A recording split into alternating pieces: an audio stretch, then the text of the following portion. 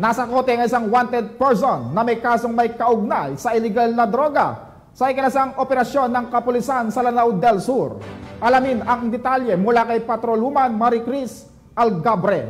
Arestado ang isang wanted person sa kasong RA 9165 o Comprehensive Dangerous Drugs Act of 2002 sa Barangay BPS Village, Malabang, Lanao del Sur noong ika-21 ng Mayo taong kasalukuyan.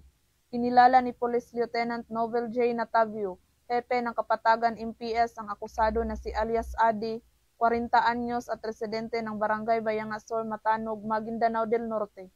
Ayon kay Police Lieutenant Natavio, bandang alas 3:30 ng hapon nang maaresto ng mga otoridad ng Kapatagan Municipal Police Station ang akusado sa inihaing warrant of arrest sa kasong paglabag sa Section 11 Article 2 RA 9165 o Comprehensive Dangerous Drugs Act of 2002 na inisyu ni Honorable Laksaman Imbusran, presiding judge ng RTC Lanao del Sur, 12 Judicial Region Branch 11 Hall of Justice, Malabang, Lanao del Sur, noong ika-18 ng Agosto 2018 na may piyansang 120,000 pesos.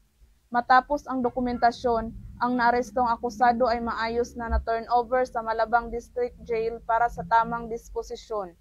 Sa pagkamit ng bagong Pilipinas ng kasulukuyang administrasyon ay may mithiing panatilihin ang payapa at ligtas na bansa, katuwang ang hanay ng kapulisan na hindi mapapagod sa pagsasagawa ng operasyon upang mapanagot ang mga lumalabag sa saligang batas. Mula dito sa reyon ng Bangsamoro, ako ang inyong PNN correspondent, Patrolwoman Maricris Algabre, alagad ng batas, tagataguyod ng Balitang Pulis. Maraming salamat, Patrolwoman Algabre.